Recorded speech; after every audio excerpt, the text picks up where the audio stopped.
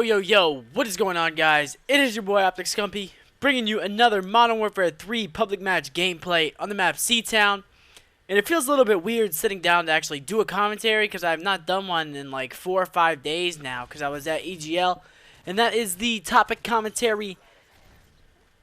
the commentary for today. EGL 8, it was the last EGL of the year, and the last Modern Warfare 3 LAN event that we will be attending as Optic Gaming. And I just wanted to talk about it, give you my opinion about things, and just do a recap video. I usually do these after every single event. So let's get started with the venue, or the place that we played at. So the venue was very nice. I would say it was nicer than Blackpool's venue, strictly for the fact that there was a lot more stuff to do there. There was Halo 4 there. That was cool. I got to see Halo 4 being played. Because I'm going to Dallas in a few weeks to actually play that with Nadeshot, Merc, and Saint, and not Apex Saints, the other Saint, and it looked really cool. It looks a lot more like Call of Duty. I saw like some sort of thing that made you reload faster. I don't know all the ins and outs of the game. I only saw it being played. It looked like some people were reloading faster than others and other things like that, but I'm not completely sure what was going on. But it was just cool to see the game, and it was actually a convention at the same time that the event was going on. And it was actually really cool because it was like there were people dressed up. It was almost like a Eurogamer or a Gamescom. Like, it was sort of a convention for video gamers to go and see video games. I don't know if there were like new video games and stuff there other than Halo 4.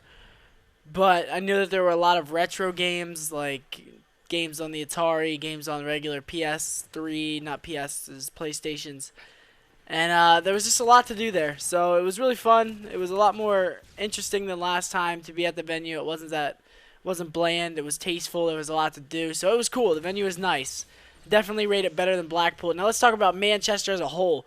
Manchester was 100 times better than Blackpool, and we could tell right from the moment that we got there that it was going to be better than Blackpool. It was a very, very nice city / town, whatever you want to call it, and we were near the Trafford Center, which was a huge mall. This mall was ridiculously big, and that made it interesting too, because you could walk around. You know, we didn't really get time to walk around the mall because we were usually playing and things like that, but we actually got to eat at a TGI Fridays, so America, we got a little taste of America while we were over there still. So it was a lot more industrialized than Blackpool. You could definitely tell that it was a much more modern town. So Manchester as a whole was sick. I don't know.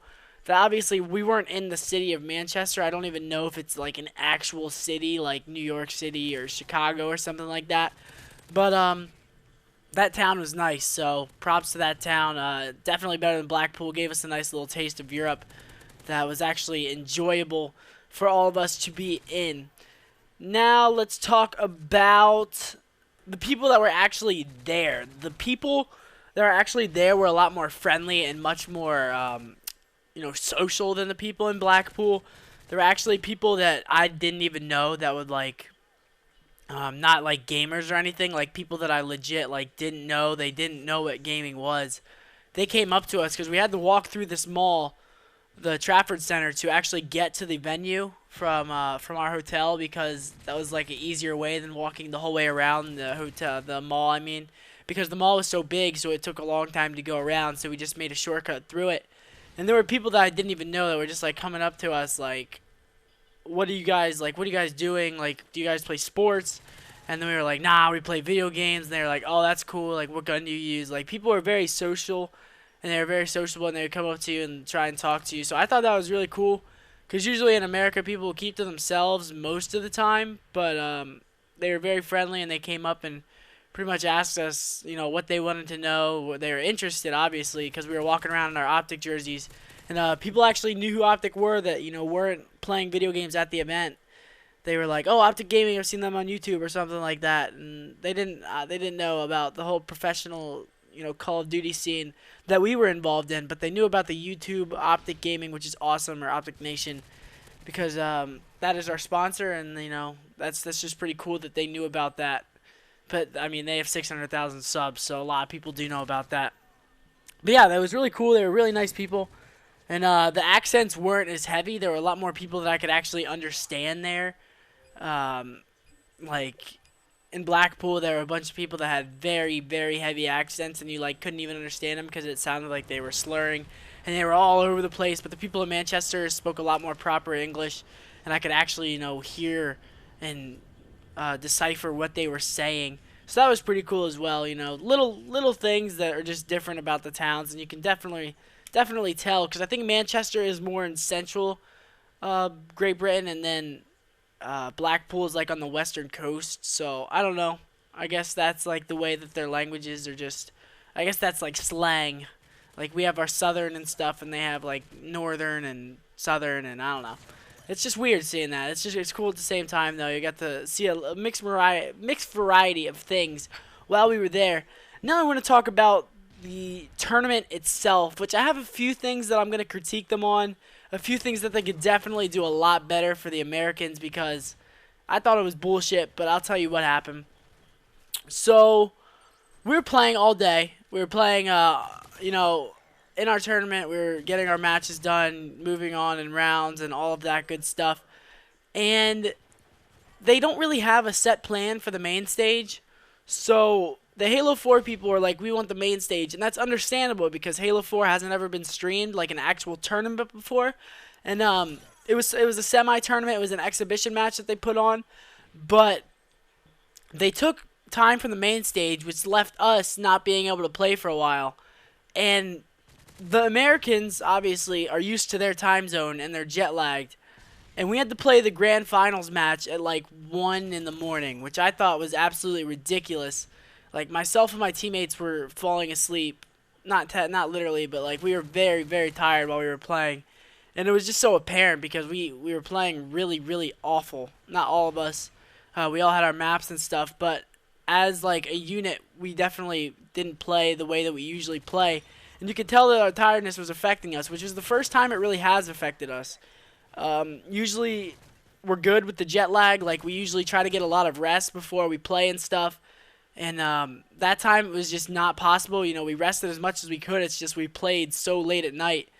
And being jet lagged and getting used to their time zone and then having to stay up that late is all very hard, especially when you have a grand finals match to play and it's all, coming down on you. And I don't know. I just thought they could have done better with scheduling. It's really hard for Americans to play at the highest of their level whenever they're tired, obviously. But I know the Europeans might have been tired as well, but I know that if we were in America and we were playing at 1, I would have been fine. But we were playing over there at 1, so it was a little bit more difficult because we weren't used to their time zone. Another thing that they could fix is the scheduling, like I said. Not so much for the main stage and things like that, but for the actual playing of the matches, it's really, really, lackluster. They don't really know what's going on. You never know when you're going to play next. We actually almost forfeited our very, very first match because Rambo went to the mall to get chapstick, and we didn't know when we were playing. And then they called Optic Gaming to one of the booths to play, or one of the stations to play our match. And Rambo literally came back with about 3 minutes to spare before they were going to make us start up the match 3v4. Which, first of all, is fucked up that they would make us start, because we flew all the way from America. They didn't give us a schedule. And we didn't know when we were playing, so we were like, yeah, go to the mall, try to be quick. And he was trying to be quick, and I guess he was wandering around the mall, and Hastro actually found him and had to drag him back to the event and be like, you're playing right now, like, what are you doing? But yeah, the scheduling definitely needs to be worked on. They need to get much more organization, but for a, I guess sort of local tournament, which was what EGLs are, they're pretty much huge locals. I guess they did a really, really good job. Not much you can complain about because we're so used to MLG being such a professional company and having schedules and knowing exactly when you're playing and things like that. But EGL definitely put on a good show for us. I'm really glad that they had all their EGL events and we could attend them all. So big props to them. Great organization. And I hope that we can get over there next year to play some. But I hope that you guys enjoyed this commentary. And as always, take it easy. Peace.